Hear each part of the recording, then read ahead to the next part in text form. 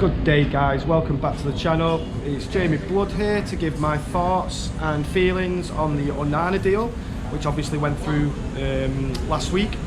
Manchester United's new number 24. But before we come on to Onana, I think we need to talk about his predecessor, David De Gea. Obviously a fantastic servant to the club over 12 years. During that time won 5 Sir Matt Busby Fans Player of the Year awards, 3 of which came through the dark times of Louis van Gaal, where he was the only shining light really amongst what you'd say was a star-studded squad with big signings coming in. He was the focal point.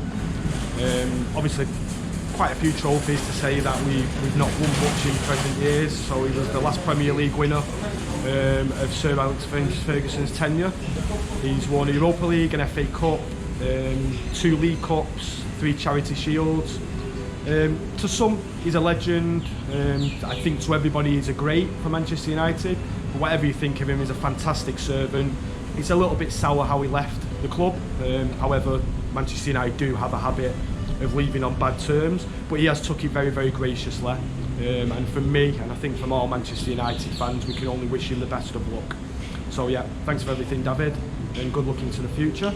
I'm recording about Onana today, out in Medina Central in Doha, where I live. I'm a bit sweaty, it's 43 degrees at the moment. I don't know if the sound's going to be great. I know the lighting's not because I'm in the shade. But I wanted to put the video together today and I thought this is a beautiful setting. So yeah, so on to Onana, the new number 24. Let's touch on why he's number 24. When he was at Barcelona, the number 1 jersey wasn't available. So he basically went for 24, which is his birthday, the 2nd of the 4th, so the 2nd of April. He took that. The season after, he took the number 1 shirt, but unfortunately it was probably the worst season of his career, so he swiftly went back to the number 24, and that's what he's chose since he's come to United, and couldn't be happy for him.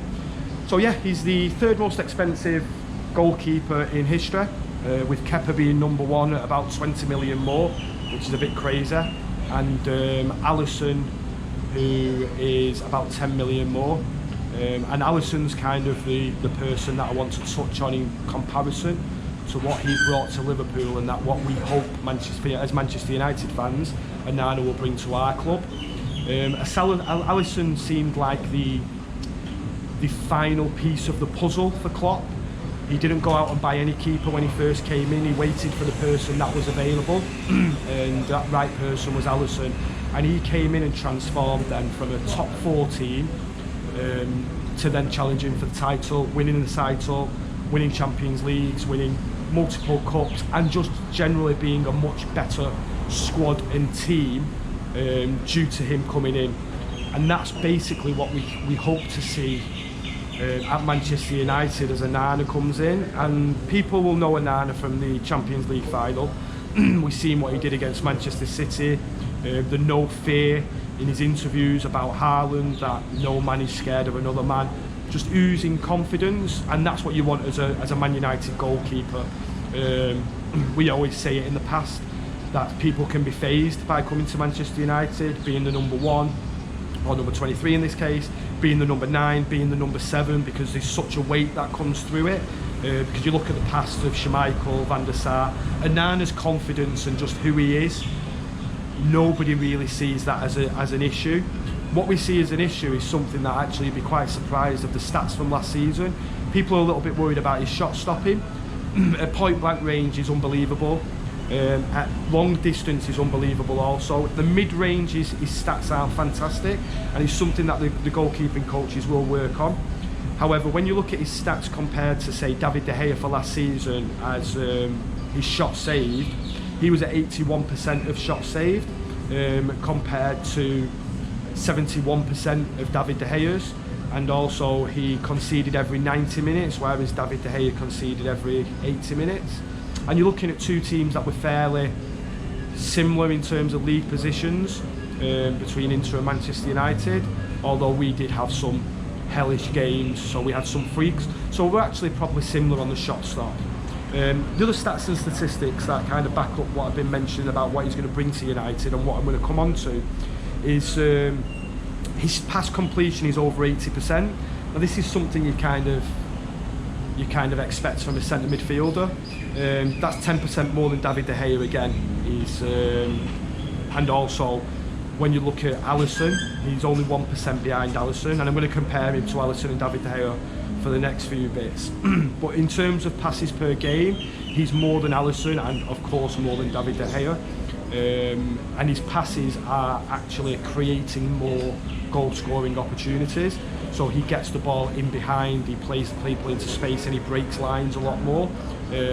Which compared to Alisson is fantastic, because we see what he can do when he gets the ball. Very similar to Edison, but he's the kind of goalkeeper that you're going to be able to put in the category of those two. He automatically comes in and he's in those top three, which is fantastic. More touches than any other goalkeeper, and his touches are higher up the pitch. So what we usually see from goalkeepers are their touches when they're producing play. It's the edge of the box, maybe between the penalty spot and the edge of the box, but very rare is it outside of the D. But if you take a look at his heat map when the ball is in possession is the similar as a number 6. His heat map is very similar in possession as what Casemiro's was for Manchester United last season. So he's touching the ball and receiving the ball in between the edge of his own D and the circle of the centre of the pitch. Now what this enables, and what I'm going to come on to now, is it enables two main things. So we'll talk offensively. So when we have possession, the first one is you're not having your number 6 drop into that space, which means your number 6 is higher up the pitch. If your number 6 is higher up the pitch, that automatically means your number 8 is. And this is why the Mount signing was quite shrewd, in terms of we don't need a player who's going to play alongside Casemiro to drop deep to receive the ball. Yes, he can do it. Yes, Bruno can do it.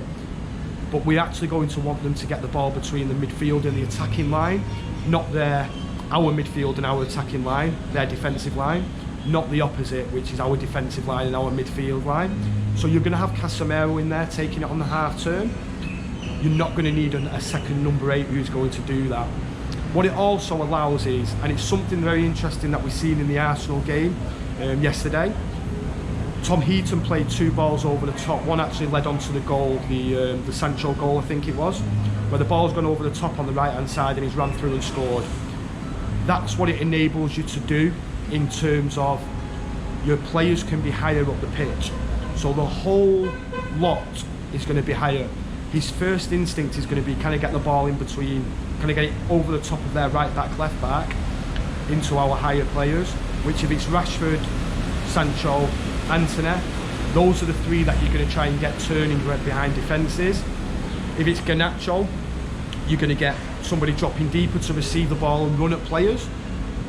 He gives you that added dimension of what we can do, because he is such a ball playing player. The second part is what this enables to do off the ball, and people who know football and people who coach and people who have studied the game and analysed the game, if your defence is 10 yards higher up the pitch, that enables your midfield to be 10 yards higher, it enables your centre forward to be 5-8 yards higher. It has that knock-on effect of everybody being higher. And as we go into this kind of Jaeger press kind of system of being off the ball, what he allows us to do is just be higher. When we lose the ball higher up the pitch, we'll have more bodies up the pitch. Again, the Mount signing plays into this completely and massively. We're going to have 5 players playing the press higher up the pitch, with your centre forward, your 2 wide men, and then almost a 10 and an 8, but it'll be 2 number 10s basically. Instead of having a 4-man press against 5 or 6 players, you're going to have a 5-man press against 5 players. And that is going to change how we play completely, and it's going to be so much more attractive. We're going to enjoy the football so much more. When we lose the ball, we're going to look more like what the Dortmund of old looks like under Klopp, what Ajax looks like under Ten Hag, under that fantastic season they had, what we see of Liverpool when they're singing on the same hymn sheet and they look good, maybe not last season, but 2 or 3 years ago. That higher press and that system that we're going to play is something that I think we can agree is going to be fantastic. We will win the ball, we'll be able to be popping it about a lot quicker because we'll have more bodies around it. And for me as a United fan, it's really exciting to see this progress with Onana coming in, Mount, which enables him to do what he wants to do, we will see a completely different Manchester United team. The last thing I want to touch on is this is not going to happen overnight. We have a pre-season where I'm really glad he's playing the two centre-halves in every game, so they continue that partnership. What we'll see in this American tour now is Onana's going to come in and he's going to go straight away into that position. We need to be patient with it because it's going to be a long-term thing, but when it works, it is going to work and it's going to be phenomenal, and we're going to see a different Manchester United that we can be proud of, and that's what we've wanted for the last 10, 12 years, is to see a Manchester United team that we can be proud of out on the field. So yeah, thank you for listening. Love to hear your thoughts on the Onana deal. We're going to come on to the transfer business in the next video completely. So yeah, anything you've got to add, comment, please do. If you're not subscribed, please subscribe. I want to get to 100 subscribers before the start of the season. So friends, family, whoever's listening, please subscribe, please share, please like, and yeah, I appreciate you listening. Thank you.